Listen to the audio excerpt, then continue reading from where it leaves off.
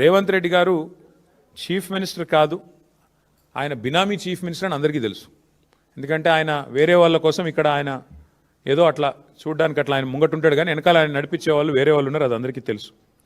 ఇవాళ ఆయన బినామీ చీఫ్ మినిస్టరే కాదు, బినామీ మాస్టర్ అని చెప్పి కూడా ప్రూవ్ చేసే భాగోతం ఇది. గత 2 ఏళ్లుగా అదేవిధంగా గతంలో కూడా బ్లాక్మెయిల్ చేసి సంపాదించిన డబ్బులు అప్పనంగా ఈయన అడ్డంగా సంపాదించిన డబ్బును ఈ బినామీ కంపెనీలోకి దొడ్డిదారిన మళ్లిస్తూ ఉన్నాడు. సీఎం సీట్లో కూర్చుని ఇవాళ తన బినామీ కంపెనీకి వేల కోట్ల ప్రాజెక్టులు, ఇప్పుడే నేను చెప్పిన ప్రాజెక్టుల పేర్లు కూడా చదువుతాను. ఎక్కడెక్కడ ఇచ్చారా ఆ ప్రాజెక్టులు అంటే మీరు గమనిస్తే, కొడంగల్ లిఫ్ట్ ఇరిగేషన్ మీకు చదివి వినిపిస్తాను, మొత్తం వినిపిస్తాను, మీరు వినండి, కొద్దిగా సావధానంగా వినండి. ఇది ఎట్లా బినామీ కంపెనీ అని మీరు అడగొచ్చు. ఇగో ఇది 2018 సెప్టెంబర్ 27 నాడు రేవంత్ రెడ్డి గారి మీద, ఆయన బంధువుల మీద, ఆయన దగ్గరి వారి మీద ఐటీ రైడ్స్ జరిగినాయి.